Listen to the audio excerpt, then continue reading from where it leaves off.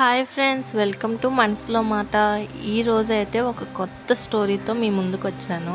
ఇవి ఎపిసోడ్స్ కింద అయితే నేను పెడదామని అనుకుంటున్నాను. ఇంకెందుకు లేట్, మరి స్టోరీ స్టార్ట్ చేద్దామా. స్టోరీ నేమ్ వచ్చేసి సుందరి లవ్ స్టోరీ. అనగనగా ఒక ఊరిలో ఒక అమ్మాయి పేరు సుందరి, వాళ్ళ అమ్మ పేరు లక్ష్మి.